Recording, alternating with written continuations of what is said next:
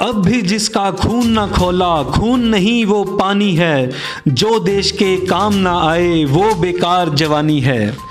नमस्कार दोस्तों, मैं विजेश और आप देख रहे हैं वी न्यूज़। भारत की मिट्टी में एक वीर सपूत पैदा हुआ जिसने लिखा, दुश्मन की गोलियों का हम सामना करेंगे, आज़ाद ही रहे हैं, आज़ाद ही रहेंगे। इन पंक्तियों को लिखने वाले थे महान क्रांतिकारी चंद्रशेखर आज़ाद, जिन्होंने कसम खाई थी कि जीते जी अंग्रेज हुकूमत कभी उनको गिरफ्तार नहीं कर पाएगी। आज भी 15 अगस्त और 26 जनवरी के दिन देश के शहीदों की जय जयकार लगाते हैं। उनमें से एक नाम चंद्रशेखर आज़ाद का भी रहता है, लेकिन वो नारे, वो जय जयकार नाम मात्र के लिए ही रहते हैं। वास्तव में ना तो हम उनके आदर्शों को मानते हैं और ना ही उनकी कहानियों से कोई प्रेरणा लेते हैं। उनके आदर्श और उनकी कहानियाँ सिर्फ उनकी फ़ोटो तक ही सीमित हैं। हमारा दुर्भाग्य है कि आज हम Valentine Day, Rose Day, Hug Day, Father's Day, Mother's Day तो याद रखते हैं, लेकिन जिन्होंने हमें आज़ादी दिलाने के लिए अपनी जान तक दे डाली, उनके जन्मदिन या शहीदी दिवस हम लोग भूल जाते हैं। आज आज़ादी की लड़ाई में अहम योगदान देने वाले चंद्रशेखर आज़ाद का जन्मदिन है। आइए एक नज़र डालते हैं उनके जीवन पर।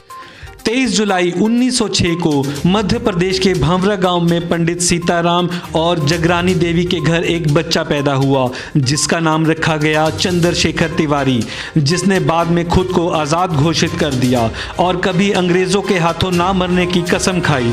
पंडित सीताराम तिवारी उत्तर प्रदेश के उन्नाव जिले के बदर गांव के रहने वाले थे। बाद में भीषण अकाल के चलते वो मध्य प्रदेश के भांवरा गाँव में जा बसे थे। कुछ बड़े होने पर चंद्रशेखर एक व्यापारी के साथ मुंबई जा पहुंचे। वहां जो काम मिला करते गए। वहां उन्होंने समुद्री जहाज पर रंगदारी का काम भी किया। फिर मन में आया कि मैं संस्कृत पढ़ूंगा और पिताजी का सपना पूरा करूंगा। विद्यालय में दाखिला भी मिल गया, लेकिन पढ़ाई शायद नसीब में नहीं थी। आज़ादी की लड़ाई ने जोर पकड़ा। जलियांवाले बाग के कत्लेआम ने देश को हिलाकर रख दिया। दिल की धड़कनों से आवाज़ निकली, भारत ना रहेगा गुलाम, और चंद्रशेखर ने स्वतंत्रता संग्राम में पहला कदम रखा। एक मुकदमे में जज ने चंद्रशेखर से उसका नाम पूछा तो चंद्रशेखर ने अपना नाम आज़ाद बताया, पिता का नाम स्वाधीन और पता जेल खाना बताया, जहां उन्हें 15 बैतों की सजा मिली। हर बैत के साथ नारा बुलंद हुआ, भारत माता की जय, वंदे मातरम। अब चंद्रशेखर आज़ाद हो गए। उसके बाद उन्होंने काशी विश्वविद्यालय में प्रवेश पाया, जहां उनका परिचय क्रांतिकारियों से हुआ और क्रांतिकारी जीवन का आरंभ हुआ। 9 अगस्त 1925 में राम कुमार के नेतृत्व में काकोरी स्टेशन से सरकारी खजाना लूटने की योजना बनाई गई। चंद्रशेखर आज़ाद इसमें शामिल थे। योजना सफल रही। अब अज्ञातवास शुरू हुआ। आज़ाद झांसी आ गए। आज़ादी के परवाने मास्टर रुद्र सिंह प्रताप ने उनको आसरा दिया। वतन परस्तों का आशियाना लुट गया था। आज़ाद ने उसे फिर से बनाने का काम शुरू किया। क्रांतिकारी कार्य की कमान संभाली। समय के साथ साथ स्वतंत्रता की लड़ाई में आज़ाद का कद भी बढ़ता गया। अब वो अंग्रेजों के लिए एक परेशानी बन चुके थे। काकोरी कांड के बाद से HRA यानी कि हिंदुस्तान रिपब्लिकन एसोसिएशन पूरी तरह से बिखर चुका था और 1928 आते आते भगत सिंह के साथ मिलकर चंद्रशेखर आज़ाद ने इस दल का नाम HSRA रखा, जिसका मतलब था हिंदुस्तान सोशलिस्ट रिपब्लिकन एसोसिएशन। और फिर उसी साल एक आंदोलन में लाला लाजपत राय की मौत हो गई।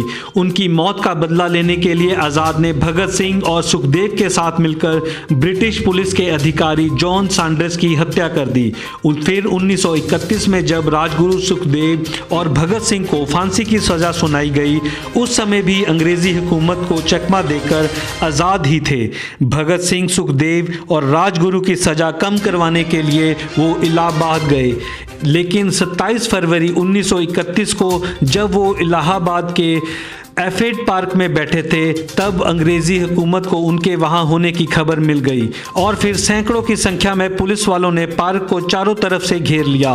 आज़ाद के पास इतने हथियार नहीं थे कि वो उनका डट के सामना कर सकें, लेकिन इसके बावजूद भी उन्होंने अपने साहस का परिचय दिया और डट के सामना करते रहे।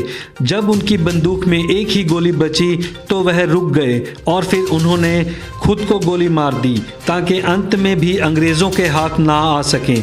इसी तरह चंद्रशेखर शहादत से पहले भी आज़ाद थे और मृत्यु के बाद भी आज़ाद रहे। 24 साल की छोटी सी उम्र में ही शहीद होकर उन्होंने लाखों करोड़ों युवाओं में आज़ादी की ऐसी चिंगारी जलाई जो कि आग में तब्दील हो गई और अंत में 1947 में हमारा देश आज़ाद हो गया।